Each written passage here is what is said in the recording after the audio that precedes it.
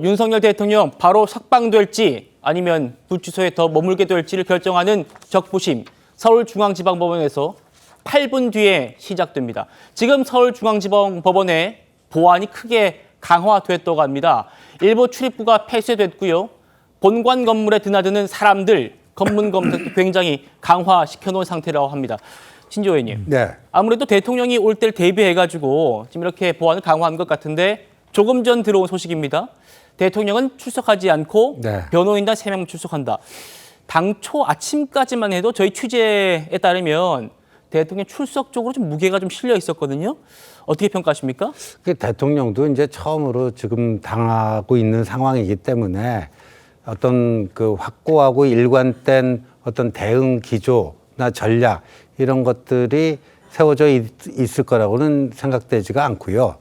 그 좀 그때마다 좀 생각이 조금씩 바뀔 수가 있지 않겠느냐 하는 겁니다. 그러니까 오전까지는 직접 출석을 고려했다가 다시 지금 취소한 거 보면요. 단순한 심경의 변화라기보다는 네.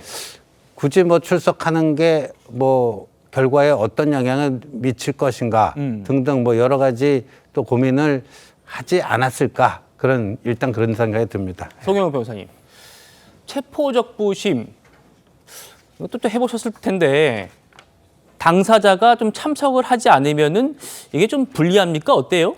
제가 봤을 때는 큰 영향은 없을 것으로 보이고요. 그렇군요. 일단 체포적부심 자체가 대단히 이례적인 일입니다. 왜냐하면 체포라고 하는 것은 이제 우리 시청자들께서도 많이 아시다시피 체포영장에 의한 체포든 뭐 긴급체포든 간에 어쨌든 48시간 안에 구속영장을 청구해야 되지 않습니까? 네. 그러면은 이 체포 단계에 머무르는 시간이 대단히 짧기 때문에 대부분 이것을 체포적부심으로 다투는 예가 그리 흔하지 않습니다. 그리고 변호사를 하면서 아마 그만둘 때까지도 구속적부심은 많이 해봐도 체포적부심은 평생 안 해보고 끝나는 경우도 많이 있을 안 것으로 해보셨어요? 생각이 됩니다. 저도 안 해봤습니다. 체포적부심. 그렇군요. 왜냐하면 매우 드물게 이용되는 제도입니다. 더더군다나 긴급체포도 아니고 영장이 있는 체포에서는 더더욱 희귀합니다. 그렇기 때문에 뭐 해보지 않은 분들이 많겠습니다만 어쨌든 그런데 일반론적으로는 뭐 구속적부심이든 체포적부심이든 차이는 없다고 보여지고 그다음에 이 사건에서는요.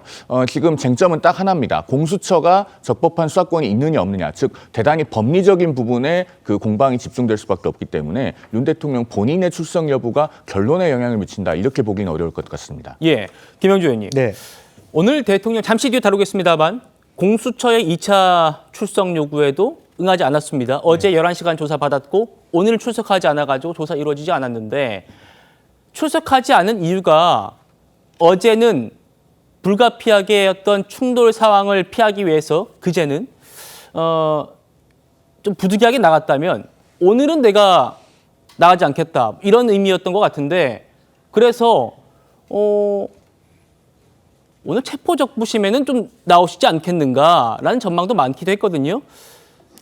어떻게 보십니까? 대통령이 좀 불참한 배경에 대해서요? 글쎄요, 요즘 이제 한편으로는 건강상의 이유라는 얘기도 나오고 있고요. 예. 아마 어제 여러 가지 묵비권을 했고 또 변호사의 말에 의하면 완전히 묵비권한 것도 아니다. 공수처가 얘기한 것도 틀렸다라는 얘기도 있습니다만은 대통령이 아마 그 전날 잠을 못 주무셔서 필요한 부분도 있었지만 실제적으로 뭐 11시간 가까운 조사 과정에 굉장히 심적인 충격을 많이 받았을 거예요. 그러니까 조사를 받아본 사람은 알지만 자기네들끼리 대통령이 지시했다는 얘기들이 줄줄이 아마 피해의자이신 대통령께 물어봤을 거고요. 대통령 답은 안 했겠습니다만 속으로 굉장히 허탈한 그런 심정이 굉장히 있었을 겁니다. 아마 박근혜 대통령께서도 그런 과정을 지나면서 굉장히 큰 충격을 받았다는 얘기도 없지 않아 있었는데 예. 그런 것이 이제 여러 가지 연상이 되고 말하자면 회상이 되면서 분노도 느껴지면서 심적으로 굉장히 멘탈이 붕괴된 부분도 없지 않아 있었을 것이라고 보고 또 하나는 오늘 체포적부심의 경우는 일단은 조금 48시간 시간을 좀 두자라는 예. 의미는 있습니다만은 또 한편으로 냉정하게 생각하면 확률이 높지 않고 만약 이것이 또 과도 있습니다. 만약 이 체포적부심이 부결됐을 때는 완전히 공수처에게 손을 들어주는 꼴입니다. 말하자면 영장 집행 과정 전체가 정당했다는 것을 확인시켜주는 그런 부분이 되어버리기 때문에 더 이상 변호인들이 논박할 수 있는 여지가 없어요. 그러니까 더욱더 심적으로는 이 과정을 거치면서도 확률적으로나 내용적으로나 본인한테 이롭게 돌아가지 않는다라고 하는 그런 어떤 내상이 있기 때문에 네. 가시는 것이 굉장히 더 마음으로 내키지 않았을 수 있었겠다는 생각이 듭니다. 그렇군요. 그러니까 통계적으로 이 체포적부심이 인용될 가능성, 우리 송 변호사님 말씀 주셨습니다만 이게 자체가 이례적이기도 하고 실제로 이게 체포적부심사에서 인용이 되는 경우도 매우 드물기 때문에 대통령은 왜 이런 체포적부심 신청을 했을까? 그게 또 궁금한 대목입니다. 잠시 뒤에 좀 집중 분석해 드리겠습니다. 일단 방금 보셨습니다만 대통령 측은 배진한 변호사, 김계리 변호사, 석동원 변호사 세 사람이 출석해서 체포가 불법이다 이 점을 따져 물을 거고요. 공수처는 2시 30분쯤에 중앙지법에 자신들의 의견을 접수했고 심사에는 부장검사 1명, 평검사 2명이 참석해서 대통령 측과 법리를 다툴 예정입니다. 홍 의원님, 네.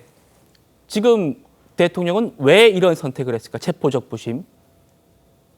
글쎄- 공수처가 체포영장 발부받은 곳이 서울 서부지법이지 않습니까? 네. 그런데 중앙지법에서 체포적부심한다는 거 이게 또 특이점입니다. 예, 그래서 상당히 좀 이례적이죠. 통상적으로 이제 체포영장을 발부한 곳에 이제 적부심, 체포영장이든 또 구속에 대한 어떤 적부심을 하게 되는데 이제 중앙지법에 하게 됐고 또 그것을 또 상당히 이례적으로 또 중앙지법에서 체포적부심 심사를 지금 받아줬습니다. 그래서 이제 조만간에 이제 심사에 들어가게 되는데 지금 결국은 이 체포영장에 대해서 특히 이번 같은 경우는 이 내란 관련된 수사 권한이 없는 공수처가 이제 수사를 했다. 공수처 이야기는 뭐 직권 남용을 이제 근거로 해서 이제 내란죄로 들어갔다 하는데 대통령의 경우는 다른 사람은 몰라도 대통령 경우에는 직권 남용의 부분에 대해서는 소추할 수 없음에도 불구하고 특히 이제 공수처에서 했다는 이런 어떤 부분 그리고 체포했다는 그리고 한 과정에서 중앙지법이 아닌 또 서부지법을 영장 쇼핑, 판사 쇼핑했듯이 하는 이런 어떤